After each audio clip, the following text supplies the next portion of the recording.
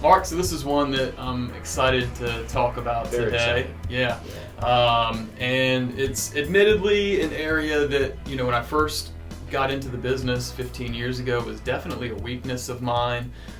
I can remember not knowing the difference between a slab or a crawl space, right?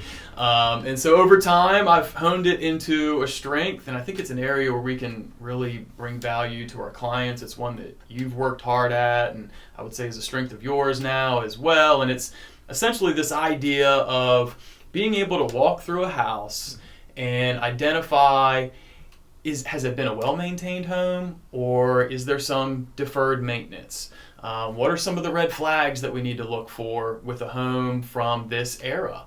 What are going to be the ways in which our client plans to utilize the home? And can they do that with this property, right? And so this is an area where I think we're able to really distinguish ourselves and bring a lot of value. Right, and there's definitely a difference when working with first-time home buyers versus seasoned homeowners that have a basic level of understanding of what it takes to maintain a home and issues that crop up inevitably through the years of home ownership. Whereas first-time home buyer may be more concerned with, is the kitchen updated? What do the bathrooms look like? What's the floor plan? Yeah.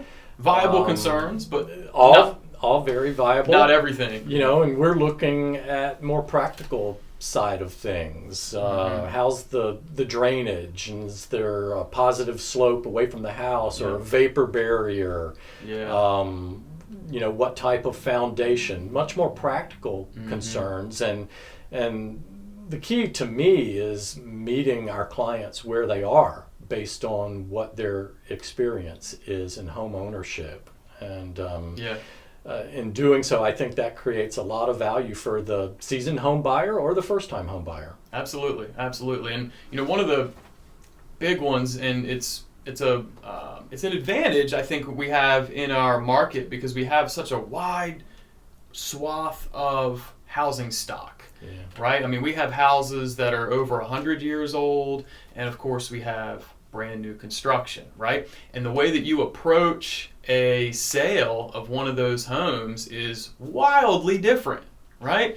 As a house evolves in age over time, it goes, it was originally built, if it's old enough, without a building code at all. Or if it was built in the 50s and 60s, then you've got whole different concerns that you've got to be thinking about, right? Like, was it galvanized plumbing, or what sort of a wiring do you have? Was there an underground oil tank, right? And then up through the 80s, where you had this whole different range of possibilities, right? Like polybutylene plumbing and hardboard siding, which is still very prevalent, and it's a ongoing maintenance issue, things that we're trained to look out for now and can kind of give people a heads up as we're walking through it. I think it makes our market really fun, and I think it prepares us to really help our buyers avoid potentially catastrophic financial situations. There's some money pits, right? In particular, you mentioned underground fuel storage tanks, and I think it's pretty cool that we have houses in our area that at one point they were loading coal into the furnace through a chute, and then at some time it changed to fuel oil, and then later changed to natural gas or electricity. And to be able to point those out, but also discuss the ramifications. Underground fuel storage tanks, we know if a home is of a certain era or before, we have to inspect and discover whether or not there was one, because if there is and it's leaked, there could be restrictions as to the land use. Right. Now all of a sudden the pool that you had plans for, or that addition off the back of the house. And the Department of Environmental Quality gets involved here in North Carolina. So I'm proud that we're able to identify those and then know how to address them once once we do. Yeah, 100%. And I think that this kind of leads into the next video in the series that we wanted to talk about, which is how to craft a compelling offer. Sure. Right? Of course, if you find the house that you like enough to make an offer on it, you want to be competitive. You want to ultimately get the house, but you also don't want to overpay, and you don't want to create too much liability for yourself with that offer either, right?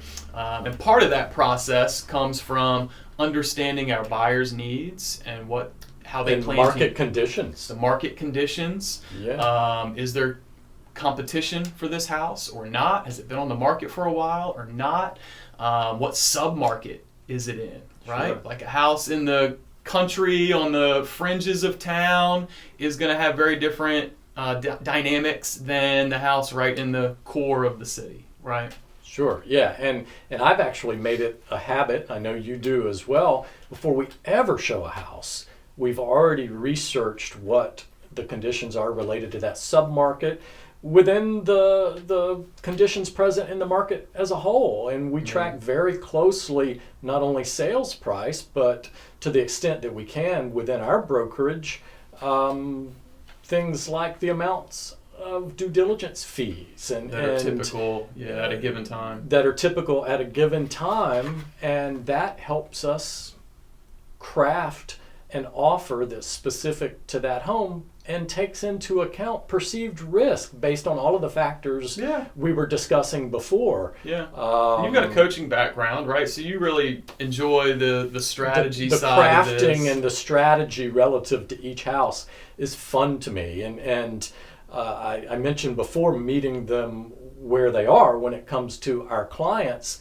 and that's the same way I approached it with my athletes. And it's rare that clients are forced to submit 3 or 4 or 5 offers before they win, but when they do, by the time we get down that road to maybe the 2nd or 3rd offer, they're prepared. They know what it's going to take, and they're the ones that are generally telling me what the offer should be and what considerations we have to make. So I enjoy the educational aspect of it coming from my coaching background, and I certainly enjoy the competitiveness, and I enjoy winning. And ultimately, that's what we want to do, is we want to win for our clients. Yeah, that call always feels good, right? Telling them they got the house, and making a compelling offer is a little art, it's a little science, right? That's a lot of real estate, and so that'll be fun to dive into. We'll see you next time. Can't wait. Yeah, see ya.